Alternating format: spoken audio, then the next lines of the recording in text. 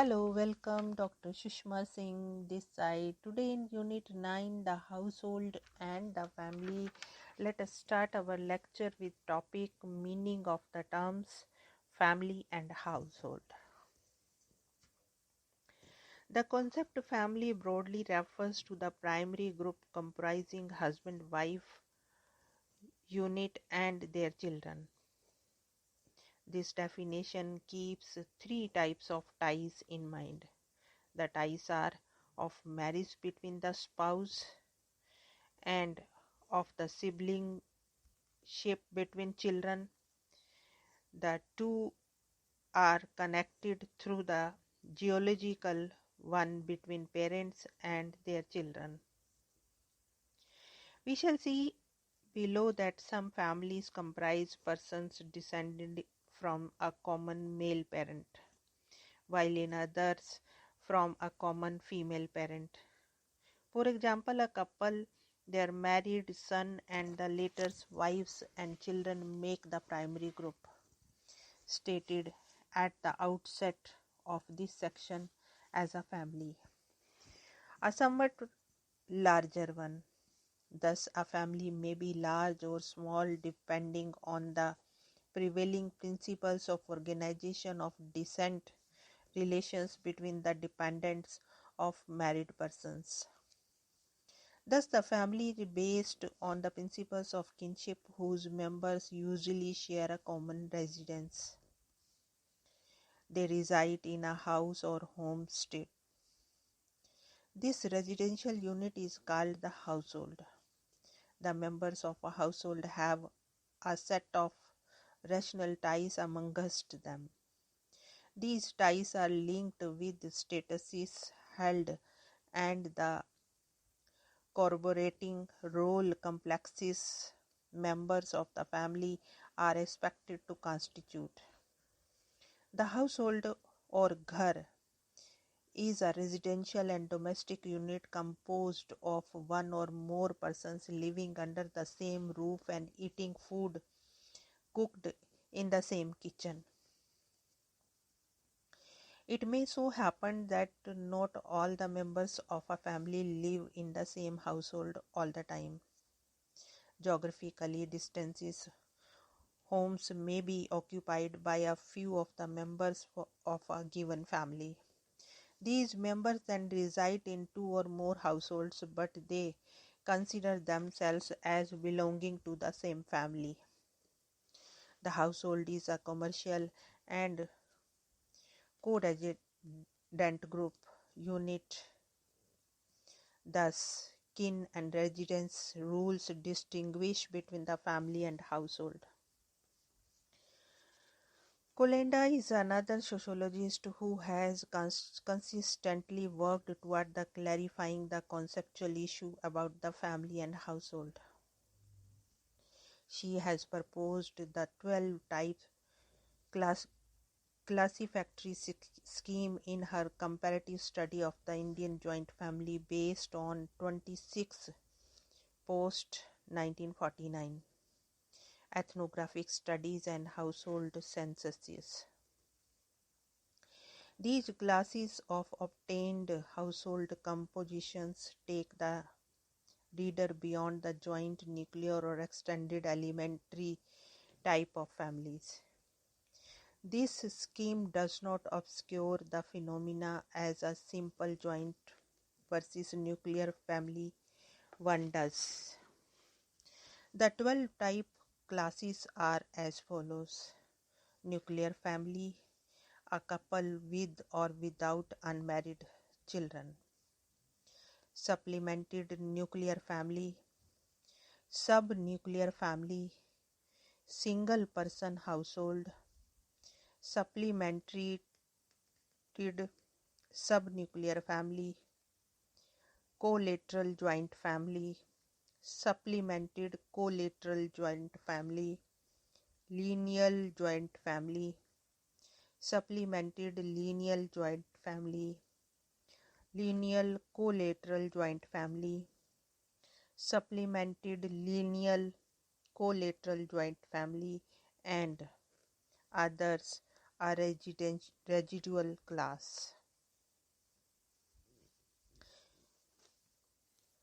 Now let us move to the next point, joint and nuclear family in India. In the two most significant Hindu epic, Ramayana and Mahabharata, the central families are large joint families. Dasharatha's son in Ramayana and Dhritarashtra and Pandu in Mahabharata live together along with their wives for a good part of their lives. Even when separated by force of circumstances, the jointness of concern, respect for togetherness, and emotional bonding is visible, a desirable feature of the family in the epics. The epics hold a great deal of influence on the Hindu in India, and a large joint family with philanthropy is considered the ideal. These families are cited as examples to emulate whenever any threat to the family unity is perceived, or if the younger generation is to be reminded of norms of the philanthropy. The husband-wife couple of Rama and Sita of Ramayana is the ideal for others to emulate, as philanthropies are underscored over conjugal ties in their life. The two kinship links between parent, child, and siblings are found to exist in reality in various permutations and combinations. In the manner of their organization, these links enable the separation between nuclear, elementary, and joint or extended family. A nuclear family is defined as a group consisting of a man, his wife, and their unmarried children. When there are additional relatives to any of the relations in the nuclear family, it turns into the joint one. Thus, a joint family is a nuclear family plus all kins belonging to the side of the husband and or wife living in one homestead. The term joint and extended are used interchangeably in sociology and social anthropology. Such a family is a combination of more than one nuclear family based on an extension of the parent-child relationship. By implication, it may be also include an expansion of the number of siblings of a certain sex and their spouses and children. When descent is traced through the male line, the extended or joint family is based on the extension between the father-son relationship.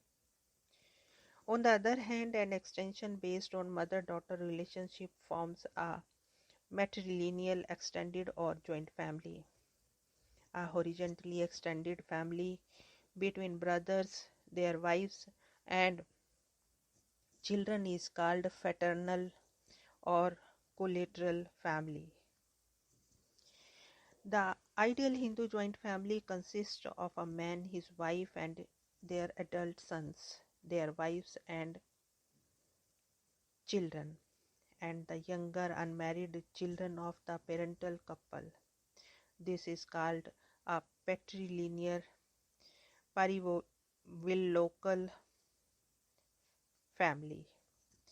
The oldest male heads of the family and the authority is hierarchically ordered along the lines of age and sex.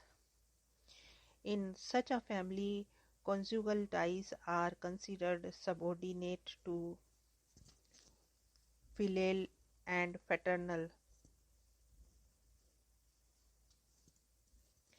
ties. Members of the family are related by kinship bonds lineally and collineally or both. As elaborated,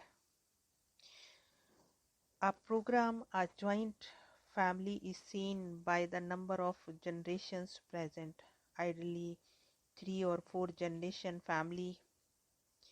The joint family holds property in common, however, not all members have the same right over the family property. Gore defines a joint family as a group consisting of adult male corpusers and their dependents. Thus, some members do not constitute corpusers even if they are members of the family and have a right of residence and use of family resources. We shall see the detail of property right to different members of the family when we deal with the feminist perspective. Here we want to close this lecture. Thanks for listening.